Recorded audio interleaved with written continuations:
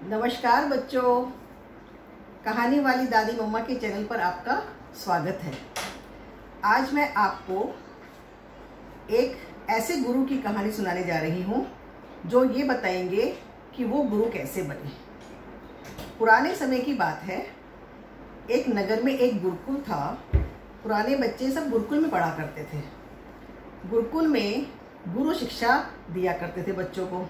तो वो गुरु बहुत ही योग्य, तपस्वी, ज्ञानी और बहुत ज़्यादा समझदार और विद्वान थे। उनकी दूर दूर तक चर्चा थी। तो दूर दूर से बच्चे आते थे पढ़ने के लिए और बड़े बड़े बनकर, योग्य बनकर निकलते थे वहाँ से। तो एक शिष्य उनसे बहुत प्रभावित था। वो हर रोज ये सोचता कि मेरे गुरुजी कितने योग्य और अनुभवी हैं, इनको कितना ज्ञान है, और जो इनके गुरु रहे होंगे वो कितने ज्ञानी और महान होंगे। तो एक दिन उसने अपने गुरु से ये पूछ ही लिया कि स्वामी जी मुझे एक बात बताइए। तो गुरुजी ने कहा पूछो। तो उसने कहा कि मैं आज आपसे एक प्रश्न पूछना चाहता हूँ। बोले बोलो बेटा, क्या पूछना चाहते हो। तो उसने कहा मेरे मन में एक शंका है कि जब आप इतने ज्ञानी और महान हैं तो आपके गुरु कौन हैं। आपके गुरु तो आपसे भी बहुत महान होंगे। तो गुरुजी ये बात सुनकर मुस्कुरा गए। तो कहने लगे कि बेटा, मेरा एक गुरु नहीं है, मेरे तो हजारों गुरु हैं। और यदि मैं तुम्हें अपने उन हजारों गुरु के बारे में बताना शुरू कर दूं तो महीनों लग जाएंगे। परंतु आज तुमने जो मेरे से ये प्रश्न पूछा तो मैं तुम्हें बताता हूं कि मेरे जीवन में 3 गुरु ने बहुत ज़्यादा गहरी छाप छोड़ी है। मैं उन 3 गुरुओं की वजह से बहुत प्रभावित हुआ। तो शिष्य ने बड़ी हैरानी से पूछा 3 गुरु। तो उसने कहा सुनो, मैं तुम्हें बताता हूँ। मेरे जीवन में सबसे पहला जो गुरु था वो था चोर।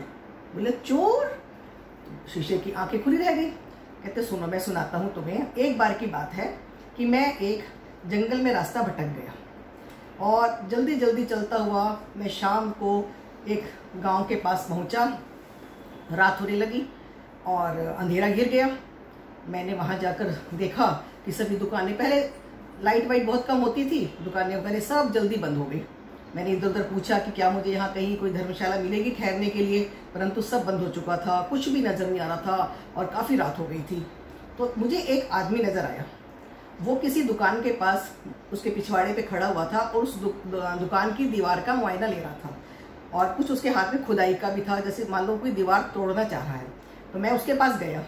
तो मैंने कहा कि भैया मुझे कोई रात ठहरने की जगह चाहिए, तो क्या मुझे यहाँ पर तुम बता सकते हो कोई ऐसा पता कि जहाँ मैं जा सकूँ। तो उसने मुझे मेरी तरफ देखा और कहा कि नहीं, इस समय तुम्हें यहाँ पर कोई जगह नहीं मिलेगी, सब सो चुके हैं, सब दुकानें बंद हो चुकी हैं, कोई धर्मशाला खुली नहीं होगी। तो गुरुजी वो कहते हुए मैं बड़े परेशान हो गया। तो कहने लगा अच्छा, तुम एक काम कर सकते हो। बोले क्या। कि तुम मेरे घर ठहर सकते हो। कह रहे, मैंने उससे आदमी को देखा, मुझे वो ठीक लगा। तो उसने कहा कि मैं अपने घर तुम्हें ले चलता हूँ। वो मुझे अपने घर छोड़कर चला गया और मैं आराम से सो गया। जब वो सवेरे आया तो मैंने देखा कि वो खाली हाथ आया। तो मैंने उससे पूछा कि कुछ मिला। तो उसने कहा नहीं। तो अगले दिन बारिश हो गई तो मुझे वहीं रुकना पड़ा। तो ऐसे ही मुझे कई दिन हो गए, मुझे वहीं रुकना पड़ा। और मैं देखता कि वो आदमी बड़ा अच्छा था, व्यवहार कुशल था, मुझे वो आदमी अच्छा लगा। परंतु वो रोज जाता रात को चोरी करने और उसको कुछ हाथ नहीं लगता था। मैं उससे पूछता कि क्या कुछ मिला। वो कहते नहीं, कोई बात नहीं, कभी तो मिलेगा, किसी दिन तो ईश्वर की कृपा होगी और जब मिलेगा तो बहुत अच्छा मिलेगा। तो मैं उसके इस सब्र से बड़ा प्रभावित हुआ कि वो कितना मस्त रहता है और कितना उसको आशा है कि मुझे कभी तो मिलेगा। तो मैं वहाँ से चल पड़ा और कुछ दिनों के बाद मैं अपनी तपस्या में लीन हो गया। परंतु तपस्या में जब मेरा मन नहीं लगता था तो मुझे उस चोर की बात याद आ जाती थी कि कभी निराश नहीं होना चाहिए, अपने जीवन में कुछ भी उपलब्धि को प्राप्त करने के लिए लगे रहो, कभी तो हमें सफलता मिलेगी। ये था मेरा पहला गुरु। अब मैं दूसरा तुम्हें बताता हूँ। दूसरा मेरा गुरु था एक कुत्ता। वो क्या था कि एक बार मैं एक जंगल से गुजर रहा था और गर्मियों के दिन थे, दिन का समय था और मुझे चलते चलते प्यास लग गई। तो मैंने देखा पास में एक नदी बह रही थी। मैंने कहा चलो नदी से पानी पिया जाए। तो मेरे आगे आगे एक कुत्ता चल रहा था। तो उस कुत्ते को भी बहुत प्यास लगी हुई थी, जीभ बाहर थी, हाँफ रहा था। तो वो पहले, मैंने कहा इसको पीने दो पहले। वो जैसे ही नदी के किनारे पानी पीने के लिए कुत्ता आगे बढ़ा और उसको अपनी पानी में परछाई दिखाई दी। तो कुत्ता उस परछाई को देखकर भौंकने लगा और फिर उसको प्यास लगी थी। वो फिर जैसे ही आगे बढ़ता उसको फिर पानी में अपनी परछाई दिखाई देती तो कुत्ता परेशान हो जाता, फिर भौंकने लगता।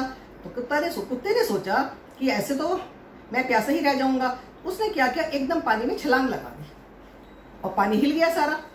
पानी हिलने की वजह से उसकी परछाई उसको दिखाई नहीं दी और उसने पानी पिया और बाहर आ गया।